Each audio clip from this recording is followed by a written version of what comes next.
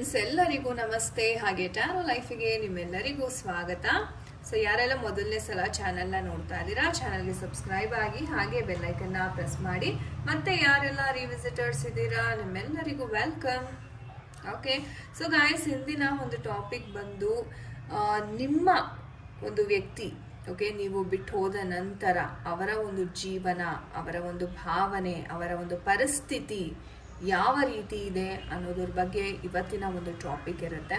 So ನಿಮಗೆ ಯಾರಿಗೆಲ್ಲ no contact ಅಥವಾ ನೋ ಕಮ್ಯುನಿಕೇಷನ್ ಝೋನ್ ಅಥವಾ ಬ್ಲಾಕ್ ಮಾಡಿದ್ದಾರೆ, ಅವರ ಪರಿಸ್ಥಿತಿ ಯಾವ ಥರ ಇದೆ ಅಂತ ಯಾರೆಲ್ಲ ನೀವು ತಿಳ್ಕೋಬೇಕಾಗಿದೆ. ಖಂಡಿತ ಯೂನಿವರ್ಸಲ್ಲಿ ಪ್ರಾರ್ಥನೆಯನ್ನು ಮಾಡಿ ನಂಬಿಕೆಯಿಂದ ನಿಮ್ಗೇನು ಮೆಸೇಜಸ್ ತಲುಪಬೇಕಾಗಿದೆ ಖಂಡಿತವಾಗ್ಲೂ ತಲುಪುತ್ತೆ. ಸೊ ಬನ್ನಿ ಕ್ವಿಕ್ ಆಗಿ ವಿಡಿಯೋವನ್ನ ಶುರು ಮಾಡೋಣ. ಆ್ಯಂಡ್ ಗಾಯ್ಸ್, ಇದು ಒಂದು ಜನರಲ್ ಟೈಮ್ಲೆಸ್ ರೀಡಿಂಗ್ ಆಗಿರುತ್ತೆ. ಸೊ ನೀವು ಯಾವಾಗ ಬೇಕಾದ್ರೂ ವಿಡಿಯೋವನ್ನ ನೋಡ್ಬೋದು, ಖಂಡಿತ ರೆಸೊನೇಟ್ ಆಗುತ್ತೆ. ನೀವು ಇನ್ಸ್ಟಾಗ್ರಾಮಲ್ಲಿ ಸಹ ನಮ್ಮನ್ನು ಫಾಲೋ ಮಾಡಿ ಸಪೋರ್ಟ್ ಮಾಡ್ತಾ ಇದ್ದೀರಾ ತುಂಬ ಜನ, thank you so much. So ನಮ್ಮ ಇನ್ಸ್ಟಾಗ್ರಾಮ್ ಲಿಂಕ್ ನಾನು ಡಿಸ್ಕ್ರಿಪ್ಷನ್ ಬಾಕ್ಸಲ್ಲಿ ಕೊಟ್ಟಿರ್ತೀನಿ, ನೀವು ಸಹ ಅಲ್ಲಿ ಹೋಗಿ ಫಾಲೋ ಮಾಡ್ಬೋದು. Thank you so much. So ನಿಮ್ಮ ವ್ಯಕ್ತಿಯ ಯಾರ ಬಗ್ಗೆ ನೀವು ತಿಳ್ಕೋಬೇಕು, ಆ ವ್ಯಕ್ತಿಯ ಹೆಸರು ಮತ್ತು ಡೇಟ್ ಆಫ್ ಬರ್ತ್ ಗೊತ್ತಿದ್ರೆ ಮನಸ್ಸಿನಲ್ಲಿ ಡೆಕ್ಕನ್ನು ನೋಡಿ ಮನಸ್ಸಿನಲ್ಲಿ ಅವರ ಹೆಸರನ್ನ 3 ಬಾರಿ ಹೇಳ್ಕೊಳ್ಳಿ. ಯೂನಿವರ್ಸಲ್ಲಿ ಮತ್ತು ನಿಮ್ಮ ಇಷ್ಟ ದೇವರಲ್ಲಿ ಪ್ರಾರ್ಥನೆಯನ್ನು ಮಾಡ್ಕೋತಾ ಶುರು ಮಾಡೋಣ. ಓಕೆ, ಸೊ ಇದಿಲ್ಲದೆ ಅವರ ಪರಿಸ್ಥಿತಿ ಯಾವ ಥರ ಇದೆ. Okay, so we have got the energies. Okay.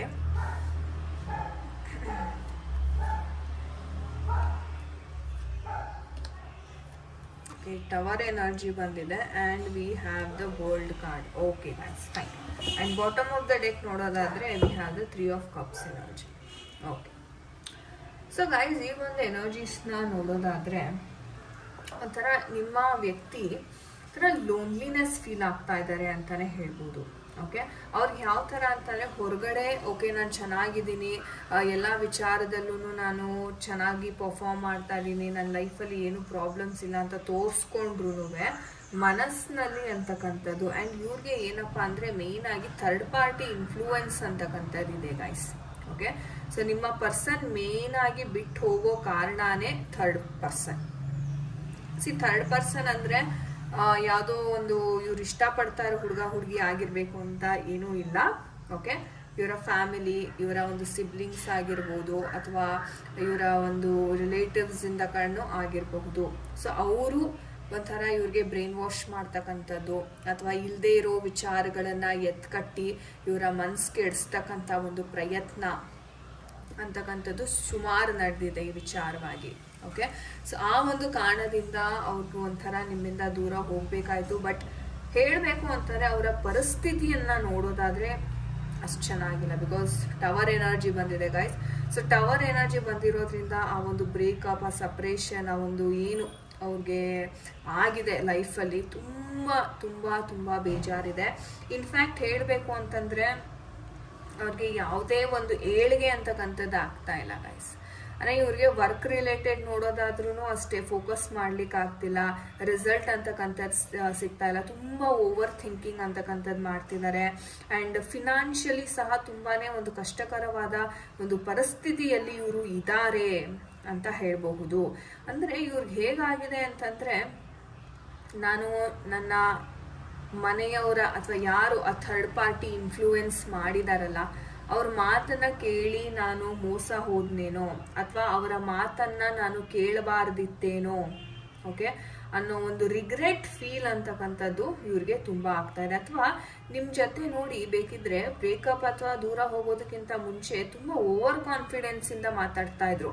ನಿಮ್ಮ ಜೊತೆ ತುಂಬ ಅಸಡ್ಡೆಯಿಂದ ಮಾತಾಡೋದು ಅಥವಾ ಏನೋ ನೀವು ಕಮಿಟ್ಮೆಂಟ್ ವಿಚಾರ ಎತ್ತಿದ್ರೆ ಸಾಕು ಅವ್ರಿಗೆ ಒಂಥರ ಏನೋ ಕೋಪ ಬರೋದು ಅಥವಾ ಅದನ್ನು ಅವಾಯ್ಡ್ ಮಾಡೋದು, ಈ ಥರ ಮಾಡ್ತಾ ಇದ್ರು. ಸೊ ಕಮ್ಯುನಿಕೇಷನ್ನಲ್ಲೇ ನಿಮಗೆ ಒಂದು ರೀತಿ ಪ್ರಾಬ್ಲಮ್ ಅಂತಕ್ಕಂಥದ್ದು ಬರ್ತಾ ಇತ್ತು. ತುಂಬ ಇಮ್ಮೆಚ್ಯೂರ್ ಸಹ ಆಗಿದ್ರು ನಿಮ್ಮ ಪರ್ಸನ್. ಅಂದರೆ ತುಂಬ ಆರ್ಗ್ಯುಮೆಂಟ್ಸ್ ಗೈಸ್, ಮಿಸ್ಅಂಡರ್ಸ್ಟ್ಯಾಂಡಿಂಗ್ಸ್ ಒಂದು ಕಡೆ ಆದರೆ ತುಂಬ ಅಗ್ರೆಸಿವ್ ಆಗಿ ಆರ್ಗ್ಯೂ ಮಾಡ್ತಾ ಇದ್ರು.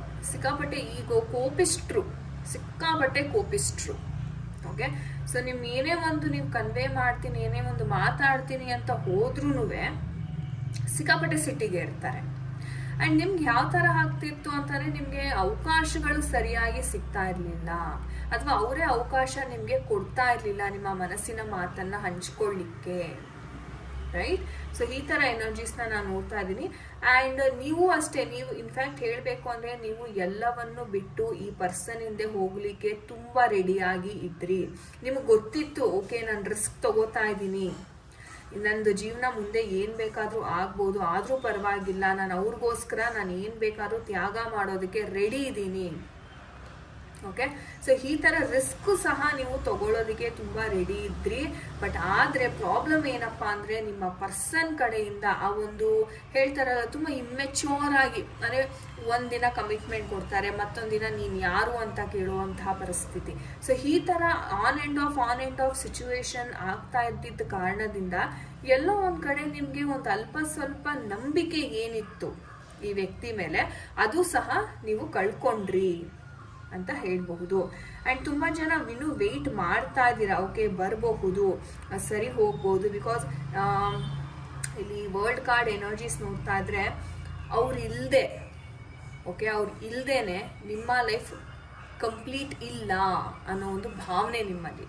ಅವ್ರು ಬಂದ್ರೇನೆ ನನ್ನ ಲೈಫ್ ಸರಿ ಹೋಗುತ್ತೆ, ಚೆನ್ನಾಗಿರುತ್ತೆ ಅನ್ನೋದೊಂದು ದೃಢವಾದ ಒಂದು ವಿಶ್ವಾಸ, ಒಂದು ಏನೋ ಏನ್ ಹೇಳ್ತೀವ ಇಂಟೆನ್ಷನ್ ಅಂತಕ್ಕಂಥದ್ದು ನಿಮ್ಗೆ ತುಂಬಾ ಸ್ಟ್ರಾಂಗ್ ಆಗಿದೆ.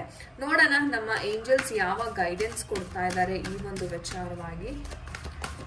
Dear angels please help us guide. ಯಾರೆಲ್ಲ ವೀಕ್ಷಕರು ನಮ್ಮ ವಿಡಿಯೋವನ್ನ ನೋಡ್ತಾ ಇದ್ದಾರೆ ಅವ್ರಿಗೆ ಏನೆಲ್ಲ ಗೈಡೆನ್ಸ್ ಕೊಡ್ಲಿಕ್ಕೆ ಇಷ್ಟಪಡ್ತೀರಾ ಈ ಒಂದು ಸನ್ನಿವೇಶದಲ್ಲಿ ದಯವಿಟ್ಟು ತಿಳಿಸಿ ಏಂಜಲ್ಸ್, ದಯವಿಟ್ಟು ತಿಳಿಸಿ. Divine please guide. Okay, if you believe ಅಂತ ಹೇಳ್ತಾ ಇದ್ದಾರೆ. ಸೊ ನಂಬಿಕೆ, see guys it's a yes card.